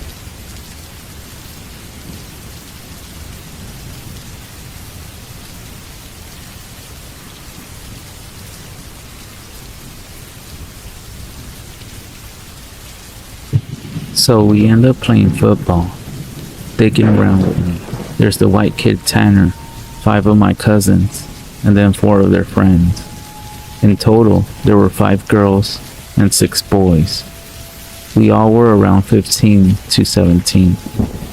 We ended up just digging the day away. So we head back to the camp and pulling out some stuff for a campfire. Even though the trailers had kitchens, Tanner says that his family's property sits up against my uncle's. He wants to run home and ask his dad if he can come out camping with us. My cousin Rooster says he's going to go with him since it's going to get dark soon. And one of the girls also wants to tag along. It's about 7 o'clock and it's starting to get pretty dark. They take flashlights and take the trail to Tan's property. The rest of us chill. We make s'mores, drink, and kiss on the girls. About 30 to 40 minutes later, there's the smell of ozone again. You could smell it over the smell of the fire we had started. It was a nasty copper smell like right after you had a nosebleed, and it stopped. It wasn't exactly like dry blood, but it was that nasty metallic back of your throat smell kind of. We immediately think it's some kind of electrical malfunction, or someone left a hot plate on, or some shit like that. We search all the trailers, and nothing is on, and we can all smell it now. All of a sudden, we can hear people booking down the path towards us, and Rooster, Tan, and the girl all come running into the clearing, out of breath. And they don't even break stride, they all run into the trailer, right by where the fire is. So of course, we all get the fuck out of there, and into the trailers we go as well. They end up calming down. Even Rooster is crying his fucking eyes out at this point. All the while, the fire is going lower and lower. So my cousins say, fuck it. And they're about to go outside to get the generator out of a shed between the trailers. But then Tanner goes, fuck no, lock the front door. Ain't nobody else going outside. He's been crying too, and his eyes are bloodshot and puffy, and his pants are dirty as shit. He goes on to tell us that they went up to his house. His father said sure, he could go out camping, but to make sure they were careful on the way back, and that maybe they should take one of the hunting rifles, just in case. Evidently, Tanner had seen something in their yard a few days before. One of their pigs had come up, ripped up, and was half eaten. They assumed it was just some big cat or coyote, even though they usually don't fuck with live animals. He had gone upstairs and packed his stuff, and told his dad they would be okay without the rifle, because coyotes avoid people. So they started walking back to where we were camping at. So Rooster finally stops crying and shaking. The girl already had, but she was just staring out the window with a dumb look on her face. He says they had gotten halfway into the woods towards the camp when they started to hear shit in the forest.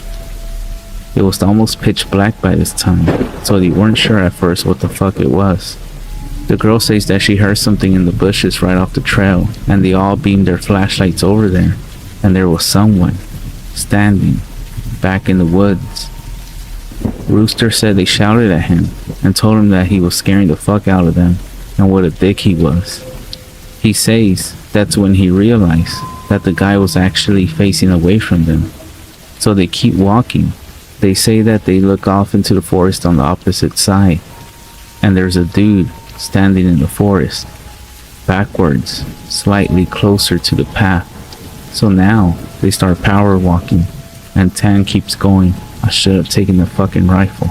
As they're telling the story, the smell is still super strong, even inside the cabin.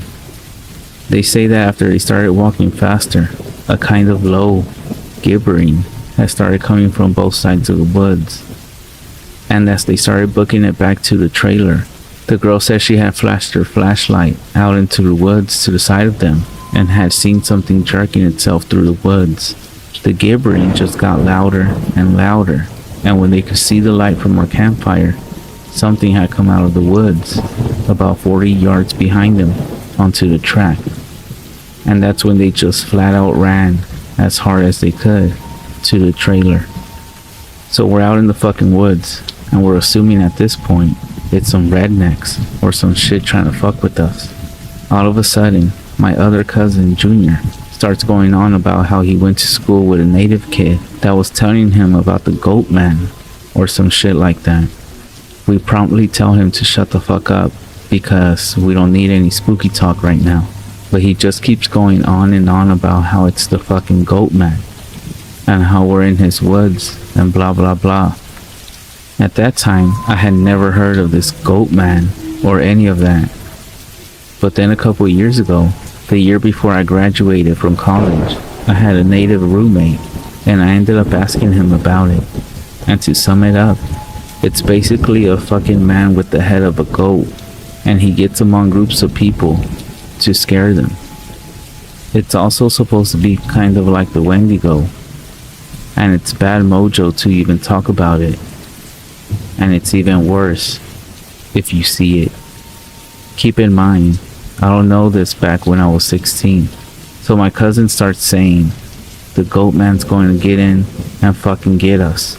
The girls are all terrified, and my cousins and I are all fucking trying to figure out if it's just some bullshit, or some hillbillies, or some animal. So all of a sudden, the smell just goes away. Like to this day, I haven't even experienced anything like it. Most of the time, smells fade away or just lessen. But in this case, it literally was there 1 second and then not the second after. So it's after an hour, making it around 9 or 10. We stopped shitting bricks enough to go back outside and stoke the fire again. We figured it was just some assholes trying to fuck with us. So we don't go back home because we think if we do, they'll chase us through the woods or some crazy shit like that. Nothing else weird happens that night, and we stay another night, and for the main part of the night, nothing happens. At about 1 in the morning, we're outside getting drunk and telling ghost stories. As someone is finishing their scary story, which I don't remember what it's about, the smell comes back. This time, it's so fucking strong that one of the girls literally starts vomiting. I stand up and you can actually feel how clammy the air is. I then say that we should get inside, and this doesn't feel right. In reality, we should have just fucking left. We all go back inside and we're standing around.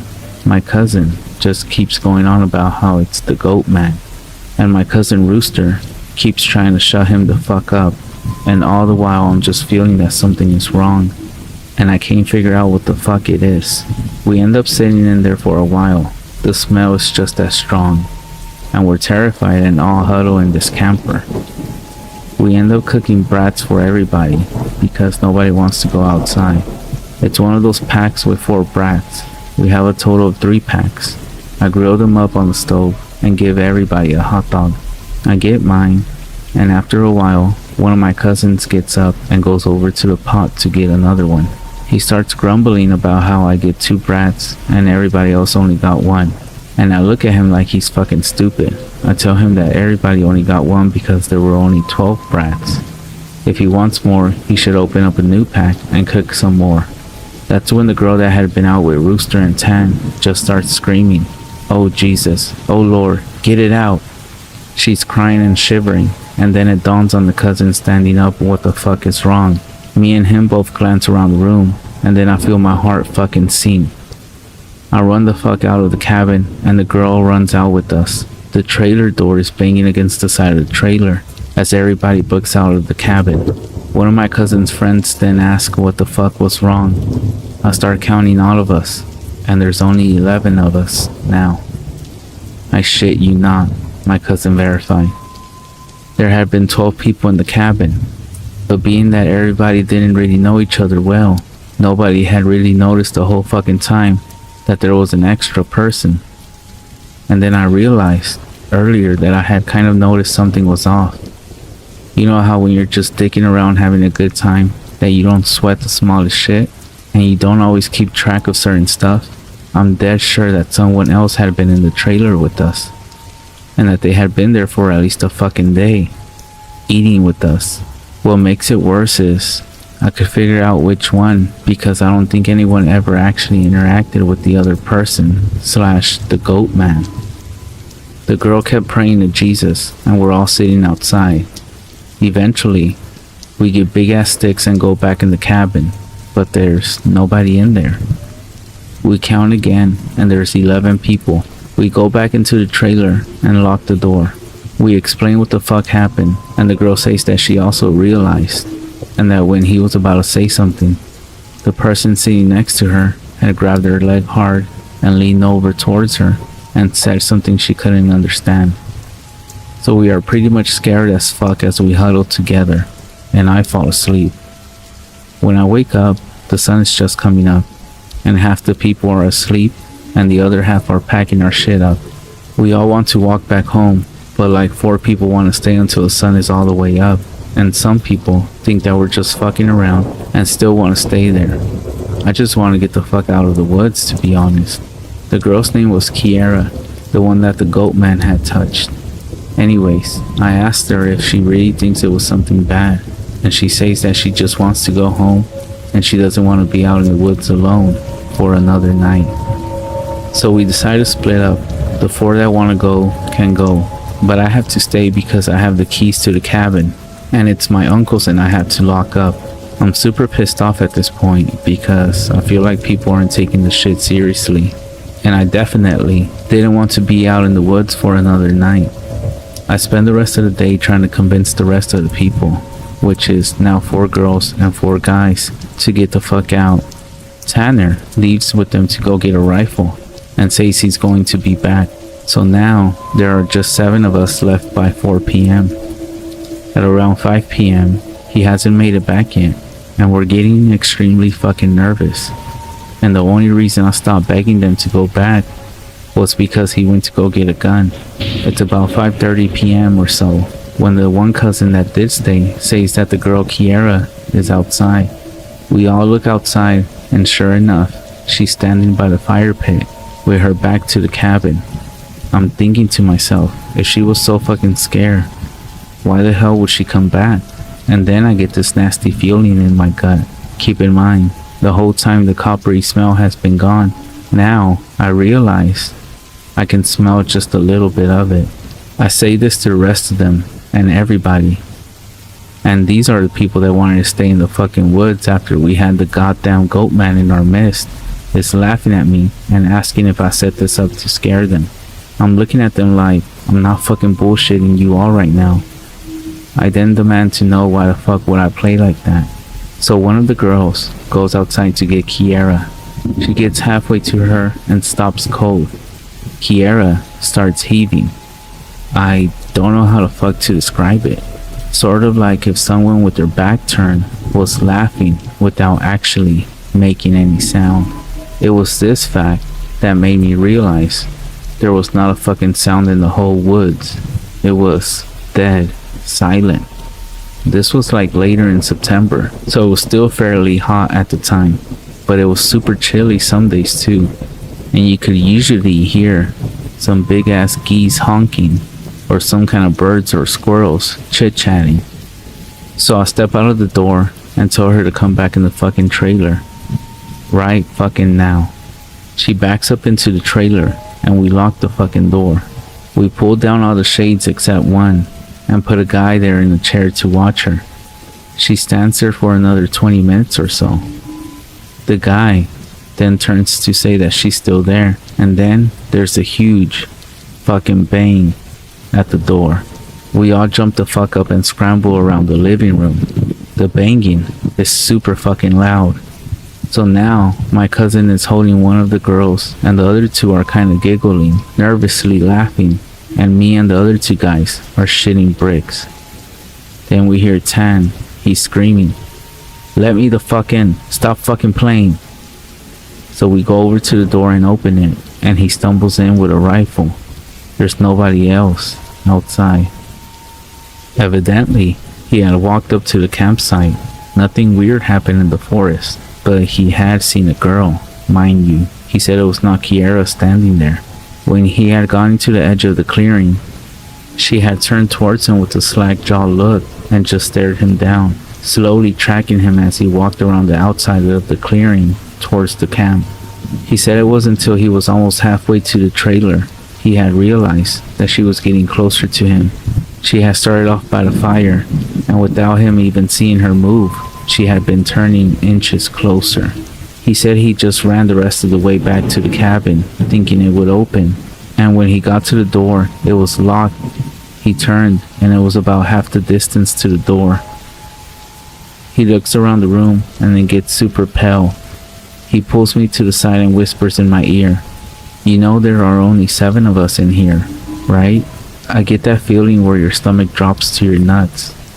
It had been back inside the trailer while we were out sorting out who was going where, and then when we all went outside to talk earlier in the day. It has just slipped right back in.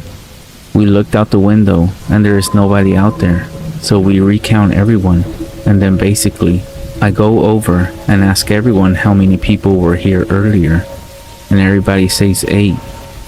I then say, well, how many are here now? They all do the count and then realize there are only now 7 people in the cabin. So Tan had brought back a couple of boxes of ammo and his rifle, and he had told his dad there was some kind of animal in the forest because he didn't think his dad would believe him if he said it was the goat man.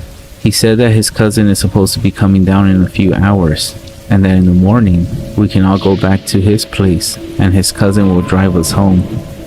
Now I'm really fucking terrified, but I at least feel better because we can be American and shoot the fuck out of whatever it is if it comes back. But then my cousin gets into this huge argument with one of the girls because she thinks that I'm trying to be funny and prank them, and that she's getting really scared and that I'm not funny. He keeps telling her I'm not that kind of person, and she says, well, how do we know the girl wasn't just Tanner in a wig? Or if it's really the goat man, how do we know that this is real? How do we know that this is the real Tanner and that the goat man just didn't kill Tanner in the woods and take his gun? So we fucking get into a huge argument about this, where me and Tan are like, we could seriously be in danger because at the very least someone has been sneaking themselves into our fucking trailer without us knowing and mingling with us. And at worst, something bad is in the forest fucking with us. One of the girls starts crying and saying that she wants to go home right now. And we're trying to tell her that we shouldn't because none of us are walking through the woods in the middle of the night. At this point, the sun is starting to go down and it's getting a little cloudy outside. We eat something and turn on the radio for a while, but we really can't get a station out there with anything decent. So we turn it off at about the time that Tan's cousin shows up. He was like 19, I think. At this point, the sun is just barely over the horizon, and he has one of those heavy-duty lantern flashlights and another rifle.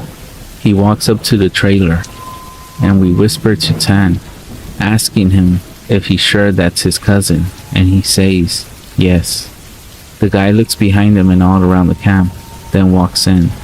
He kind of glances at all of us and looks a little confused. He says, where's your other little buddy at? I figured she would meet up at the cabin.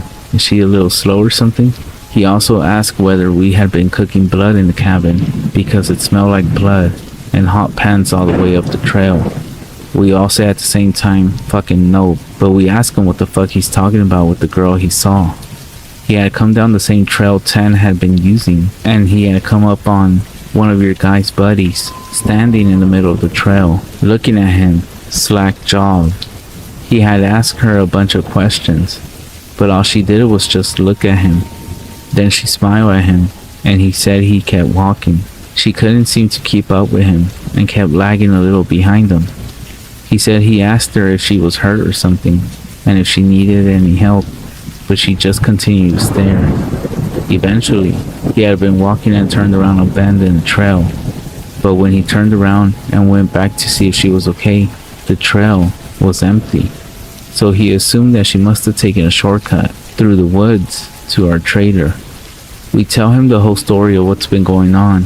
I half expected him to say we were full of shit, but he just listened and then sat down on the couches in the living room. Tanner's cousin gets back to the girl.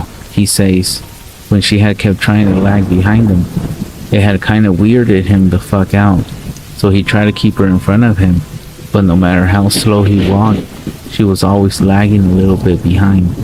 And that he smelled this nasty smell, and it got stronger as he got to the camp.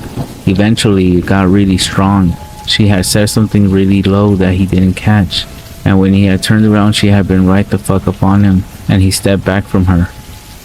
It was at this point he asked her if she was okay, and if she wasn't, he would carry her back the rest of the way, but instead, she stayed quiet and just kept staring. He said that's when he reached out for her, as in to grab her on the shoulder, but he must have misjudged the distance because she was off to the side where he had put his hand, like she had moved while he was looking dead at her. So at this point, we know the shit's real, unless Tan is playing a joke. which we can tell he's not because he's almost pissing his pants. So they load up their rifles, we eat some more, and we just kind of sit around until about 11. To this fucking day, every time I think about this, I really pray to God that it's not some huge prank that my cousins played on me and just never revealed, so I was shit for the rest of my life. At around 11, the stink of copper turns into an actual nasty, gross, blood-like smell, like cooking blood and hair. Tan and his cousin Reese get the fuck up instantly and grab the rifles.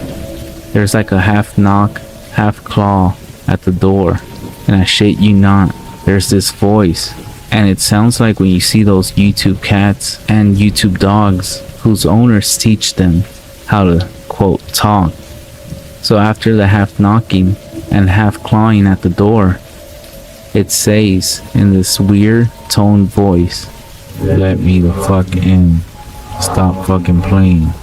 It made my fucking nuts creep up against my body, and one of the girls just starts crying and calling on Jesus. It was so fucking obviously not a person talking. It didn't have the right cadence, and that's some shit that I never realized until that moment. But all the people have a certain cadence when they talk, no matter what language. All people have a certain kind of rhythm to talking. This shit didn't have any kind of cadence. One of those YouTube cats, that's what the fuck it sounded like outside the door. So now I'm in full on terror mode. We keep yelling outside, "Who is it? Stop fucking around, man." And just keep saying, "Let me the fuck in," for almost about 15 minutes. "Let me the fuck in. Let me the fuck in. Let me the fuck in." But if you can't imagine how this shit sounded, then you can't imagine how fucked up the whole situation was. So then the smell goes away for a while, and for the next hour or so, you can hear someone basically creeping around in the woods. Every couple of minutes, it comes back into the door and says something. Finally, when the smell fades away, it's around 2 in the morning. Reese says, "Man, fuck this," and opens the door and walks outside with his rifle. He fires a shot into the air and says something to the effect of, "In the name of Jesus Christ, go away, go away." He fires 2 more times, but then, from the woods, right up against the river, across from the trailer, there comes this sound, like a slowly gibbering and hooting sound. Then it starts screaming, and it sounds almost like a woman and a cat in a bag screaming together. Like, I seriously have never heard any shit like that. Reese fires into the tree line and then starts backing into the house. We lock the door and we can hear the shit keening and screaming. Reese says something had come out of the bushes, super low to the ground, and crawling towards the cabin. He had shot at it. But pretty much that was how the rest of the night went. It was literally screaming constantly for the next 2 hours, and we could hear shit moving out into the tree line, but it never came back up to the cabin until everyone had finally fallen asleep. Tan had been sitting in the chair watching the door with his rifle. Nobody else heard or saw this, and he told me 2 days later, after the whole thing was over. He said he had been nodding off after the screaming and noises finally stopped, and he had been almost asleep when he saw someone come out of the bathroom and then lay down in the middle of the floor and go to sleep. He just assumed it was one of us, and he had nodded off. Then he said he kind of realized something was wrong, and while pretending to be sleeping, he counted us. There were 9 people in the cabin. He basically didn't want to try to shoot at the fucking thing in the cabin and have it kill us all then and there, or have Reese wake up and start shooting and then we kill ourselves. So he just stayed awake all night pretending to be asleep. He said sometimes it would stand up and kind of do this weird jittery thing or heave like it was laughing, but then it would lay back down. The story closes pretty weak because from my perspective nothing happened. We woke up and I noticed that Tan was a little jittery and that he was avoiding looking at all of us, but we ate some breakfast, packed up, and started walking to his house. He stayed last in the cabin, and he would lock up and bring me my uncle's keys.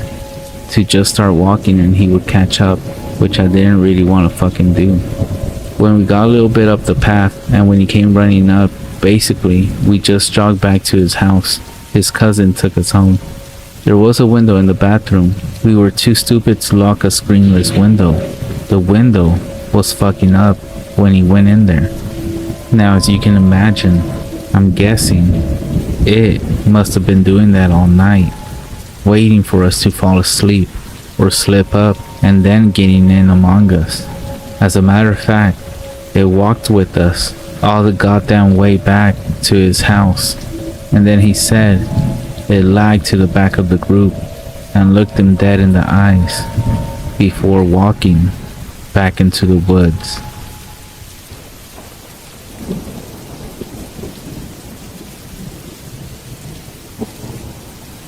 In 1987, my family and I moved to Las Cruces, New Mexico, a nice place, smaller than most cities, but interesting.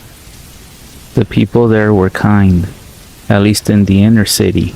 In the neighborhood where my family had moved, everyone was quiet and kept to themselves. Real quaint if you were the type of person who liked those kind of things. For me, I found it odd. No one talked to my family or bothered to communicate while we were staying there. It was like they were hiding some kind of secret. But I did notice one thing. No one came near the house. At first I thought I understood why. The house wasn't exactly in good shape, if you know what I mean. The walls outside were rusted. The grass outside was tall and filled with bushes, and the place looked like a dump. But after a while, I started to notice things. People on the streets wouldn't come near the house at all. They acted as if it was going to devour them or something. Kids on the street would point and stare, and eventually, after I started school, I learned just why the people there were so afraid of our house. You know that place is haunted. That's the first thing someone said to me as I stepped into the school. Not even a single hello or a welcome. No, I got nothing of that. At first I was a bit confused. What's haunted? I said to the kid in front of me, the one who decided to make that statement. He didn't say anything. He just turned around and started walking away. I was a bit curious now. I wonder if what that kid said was true, or if it was just some kind of prank, something to pull on the new kid. But I was very wrong. I now know. School went on for a while, and everything seemed fine. My father and mother were happy. My sister, she was happy as well. But I noticed things started to happen to me. I would wake up in the middle of the night with a heavy feeling on my chest. It was as if something was laying on top of me or pressing against my body. But when I opened my eyes, nothing was there. During those nights, I swore I was being watched, as if someone was stalking me. There was this dark corner in my room that would appear every night. It was the only part of my room that was invisible during the nighttime. It was from that corner that I felt something watching me, as if someone was standing there. But I was too afraid to ever go and check. Not to mention, I was always very tired, and I tried to shrug it off and sleep, until one night, that is. As I laid in bed that night, I was having trouble sleeping as usual. That heavy feeling on my chest had returned, and it was getting hard for me to breathe. I had this feeling of overwhelming fear, but I didn't know why. It was like I was fearing for my dear life, without any reason. My eyes were open slightly, and as I gazed around the room, I swore I saw the shadows moving in the moonlight, zooming past my vision, as if they were getting closer and closer. Eventually, the shadows formed into what appeared to be a man, in a dark, long cloak. I then woke up fully. I took a deep breath, and I backed up against the wall behind my bed. But after that, I couldn't move. It was like I was paralyzed or something. Whatever that thing was, that man was coming closer. It sat down on my bed, and it began to crawl towards me. I saw its dark hands press against my covers. The fingers resembled claws of some sort, but that wasn't its most terrifying feature. It had no face, no eyes. It was just darkness, a living shadow. I was panicking now. It kept coming closer and closer until it was in my face. You know, my parents always told me to pray when I felt scared, that God would answer my prayers and protect me. Well, he must have forgotten about me this time, because no amount of prayer whatsoever seemed to be helping. This thing was in my face. Its hands were reaching out, and just as it touched my face, it spoke in the deepest, darkest voice I had ever heard. I couldn't make out what it said. It was speaking in some kind of odd language, but even if it spoke English, I doubt I would have listened. I was too scared, too shaken up to pay attention. This thing spoke to me for I don't know how long, its dark, shadowy figure looming over me as it trailed its claw-like finger across my cheek, cutting into my skin slightly as some blood leaked down into my shirt. I thought this was it. I really thought I was going to die that night. However, I heard a knock at my door. I was relieved in some ways, but I was still scared that this thing was sitting on top of me, and for all I knew, it was about to eat or kill me or something. After the third knock, my mother walked into the room, and she looked over at me. She couldn't see anything. I guess she acted like I wasn't there, as if I wasn't in my room. Maybe that thing on top of me blocked her view. I really don't know, but all hope was drained from my body at that very moment. I figured this was it. I was done for. But in the blink of an eye, I saw that thing get off me. It walked back to the spot where it first formed, and it began to change. My mother had left the room by now, but I was more focused on what this thing was turning into. For a moment, it looked as if I was staring into a silhouette of myself. The creature, the man, this being, whatever it was, it then waved to me, its still dark and shadowy body fading into a black mist. I didn't stay in that room. I got up, I ran downstairs, and I slept on the couch, with every light on possible. The next morning, I awoke early, before everyone else. I packed some clothes, small food, and some extra cash that my father had left in a jar on top of the fridge. I wrote a small note detailing what happened on the counter in the kitchen. Then I left, and I never looked back. I was 17 at the time, but mentally, I felt much older. I eventually crossed state lines, going back to my home state of Texas, where I got a job as a clerk in some crappy little convenience store on the south side of Dallas. Times were tough, but I pushed through. To be honest, I had been wanting to leave home for a long time. I just needed a reason to do it. In some fucked up way, I guess what happened was that reason. But looking back, I never did hear from my family again. I sent them letters, pictures, but nothing. I never got anything back. I figured they either forgot about me, or they simply just didn't care. It wasn't until recently that I began to research on what happened that night. I had been having odd dreams lately. It seemed that this strange, heavy feeling on my chest had returned. I didn't know why, but I felt that if this thing was coming back for me, I wanted to know what it was. I then visited the local library, but I didn't find much interest. The closest I came to anything was an old Navajo legend called Yinadroshi.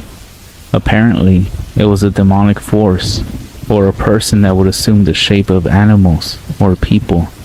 It seemed logical, but I couldn't understand what such a thing would want with me. I was scared. I didn't sleep for 3 days straight, until someone I hadn't seen in a very long time showed up at my door. My mother. She was happy to see me, but she didn't seem that different since when I last saw her. Now mind you, I hadn't seen her for 25 years. I found it a bit odd that she still looked so young, but I shrugged it off. I was happy to see her. So very happy. We talked for a while, but something was off. Every time she looked at me, I got this cold feeling in my body. I felt as if I was staring at a different person. And after a while, I began to feel weak. I was tired. I hadn't slept for days. So I just went up to my room.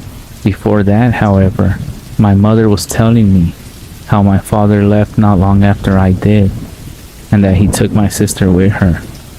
It was shocking, but I didn't care so much. I just wanted to sleep.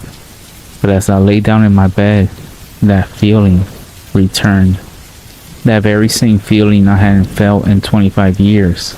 Someone is watching me from the corner of my room. I'm trying not to pay attention. I'm simply going to turn over and close my eyes. I'm not sure though if I'll make it through this night.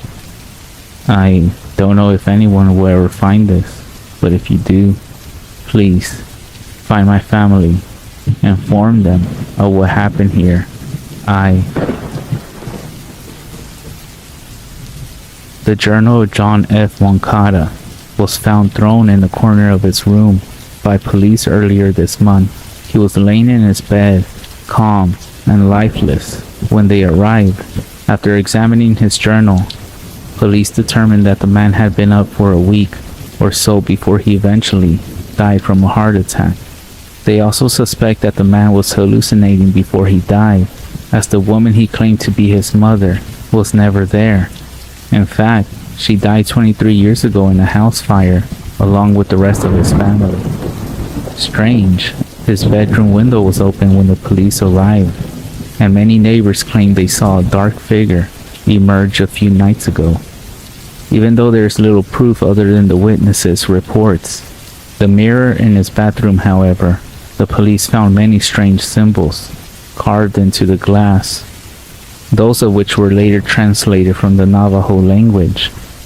There was one word, and it was burden. Police aren't sure if it holds any relevance to what happened here, but the case is now officially closed.